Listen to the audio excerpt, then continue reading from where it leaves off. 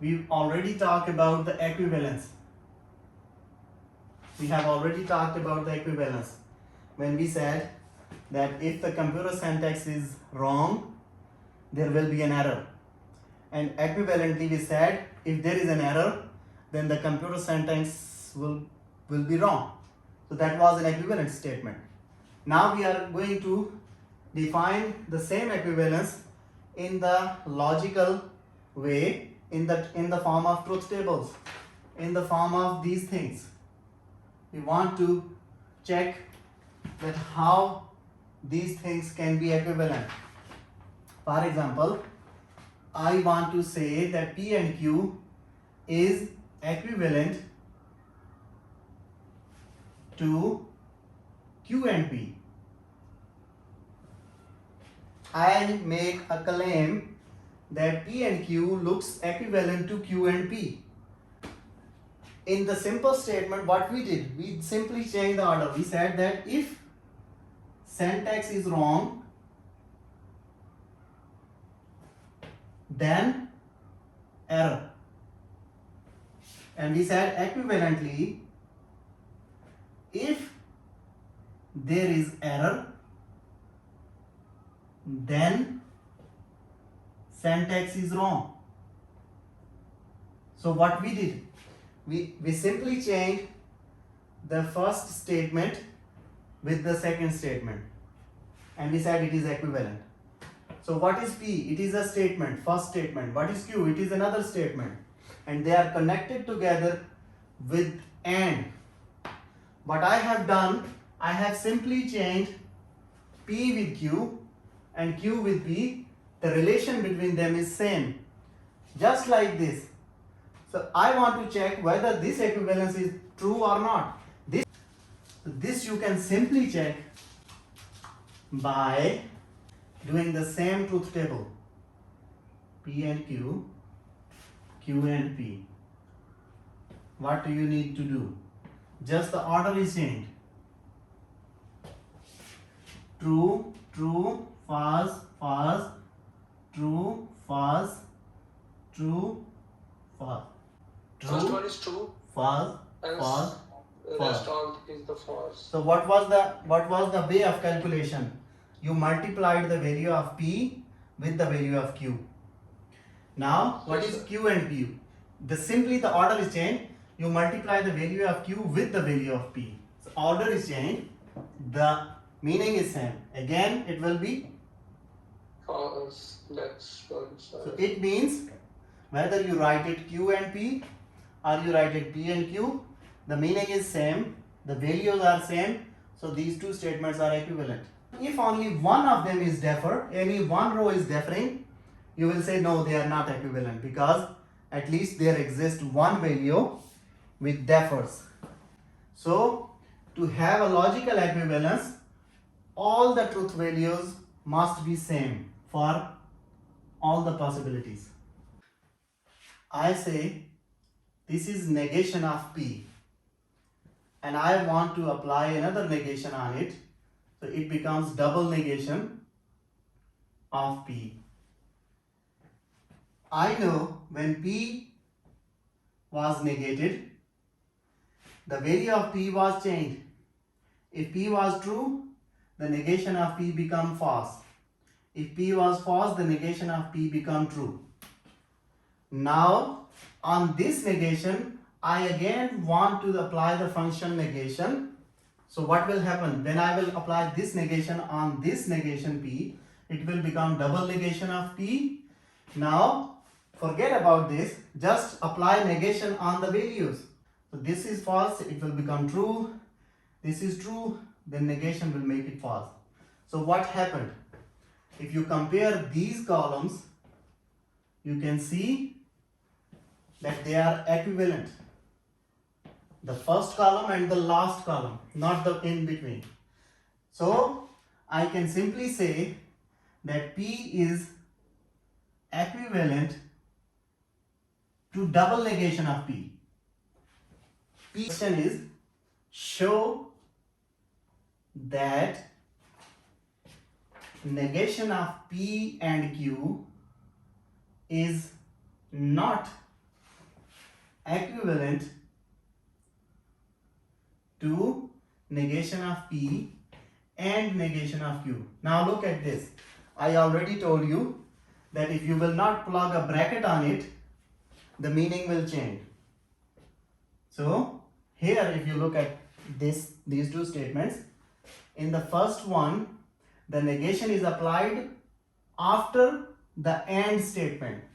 So first you have to make them AND using this symbol. When you are done, then you will apply a negation on it. In this case, what you are doing, you are actually applying negation on the constituents. You are applying a negation on P and you are separately applying a negation on Q, and then you are combining them together by using the conjunction.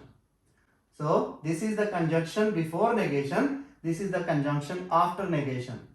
He is asking you to prove that their answers, their truth values will be same, and I already told you that if somebody is asking you to prove the logical equivalence or logical non-equivalence, simply construct the truth table and you're done. So what I have to do, I have to construct a truth table for these two things. I need a P, I need a Q, I need a P and Q, then I need a negation on P and Q, then I need a simple negation P, I need a simple negation Q, and I need to conjunct them together using the conjunction rule. So this will be my truth table. Since the constituent elements are 2, there will be 4 rows. Now I already have got P and Q, so I can simply apply a negation on it. So negation means this will change. If this is true, it will become false. True, true. What is P? This. So negation of P will change all these values. True become false. Second one false. Similarly, this is Q. A negation on Q will make the things opposite. So first will become false. And now I need a conjunction of these two columns. One of them is false, it is false. One of them is false, it is false. Both are true, it is true. Now I actually have to check this and this, whether they are equivalent or not. If they are equivalent, their truth values should be same. So I actually need to compare this column and this column. First value, second value, not same. First was same, the second is not same, the third is not same,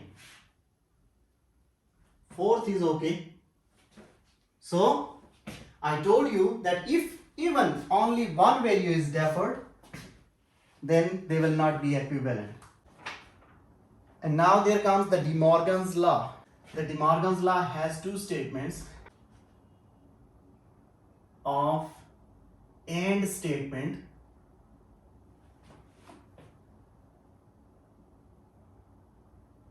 so I'm writing it in inverted commas. AND statement. This AND is not after of. This AND statement means any statement which involves AND. So the negation of any statement which is involving AND is logically equivalent to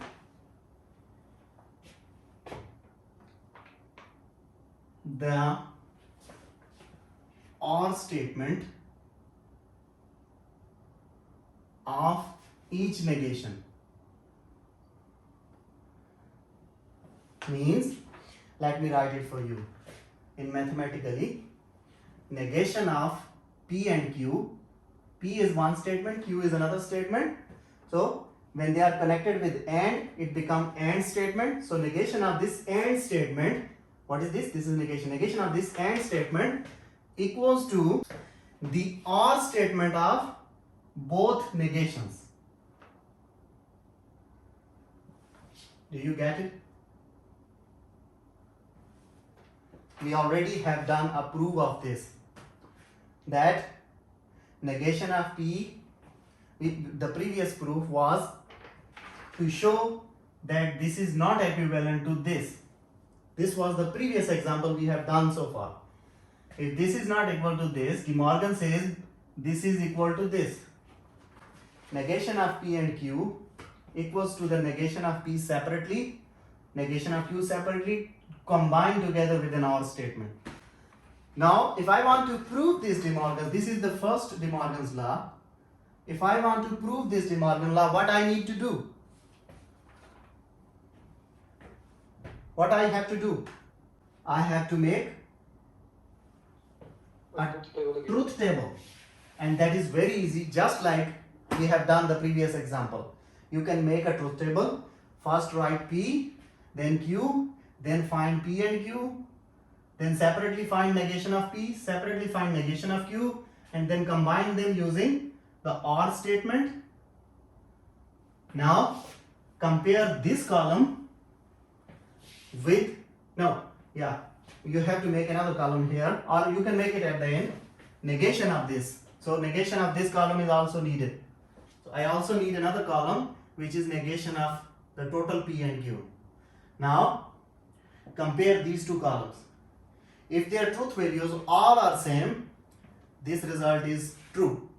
If any one of them is not true, this result is not possible.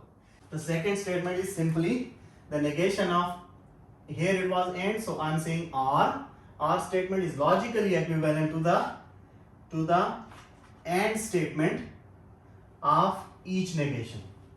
So mathematically, negation of OR statement means PRQ equals to negation of each of them individually, but this symbol will be converted into AND. So this is the second law of De Morgan. Similarly, to prove this one, you have to construct a truth table. Inequalities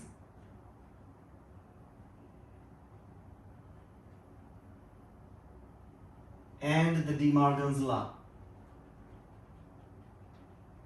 So we are now going to try the De Morgan's law in inequalities. If we have an inequality like this, minus 1 less than x less than or equal to 4. Now actually this statement is, what is this statement? Is it AND statement or OR statement? AND statement. Why? Minus 1 is less than x and x is less than or equal to 4. So there were two statements. This is P, this is Q, and they were connected together with AND.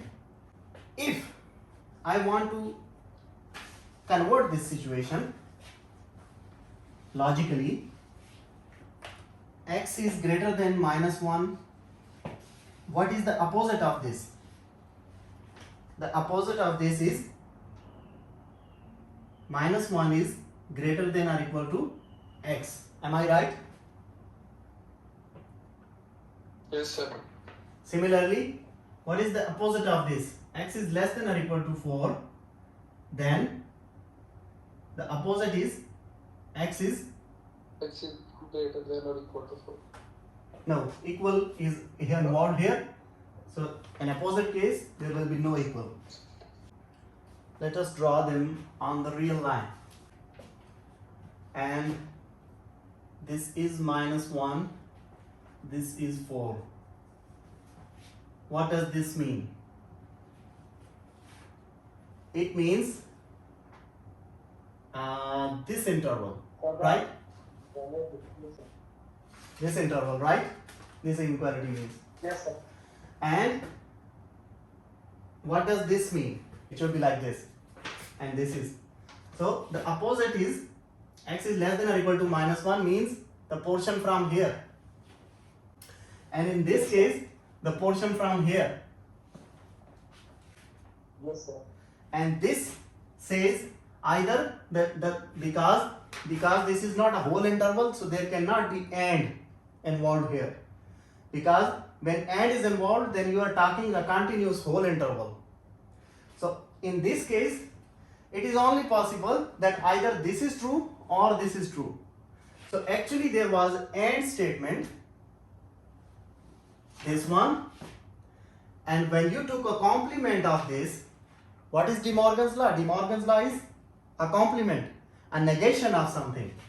If I am asking this is P and Q and I am applying a negation on it, this was my P and Q and I applied a negation on it, then the negation on it, De Morgan says it will be a negation of P or negation of Q. So it will involve an OR statement. When I apply a negation on this statement, it means I am actually asking either this part or that part.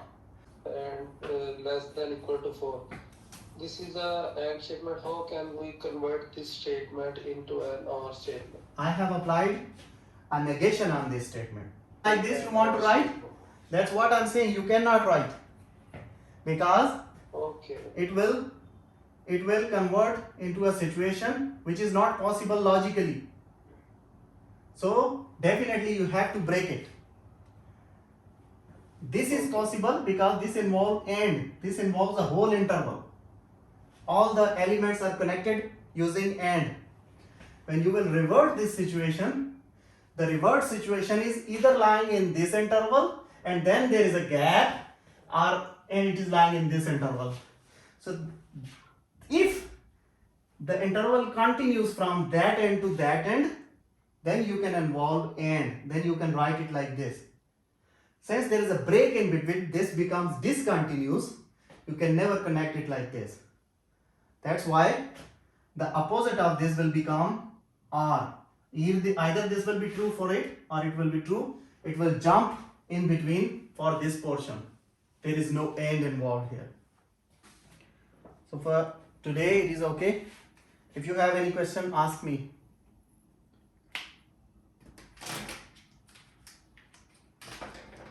Any question? Okay. See you in the next class. Take care.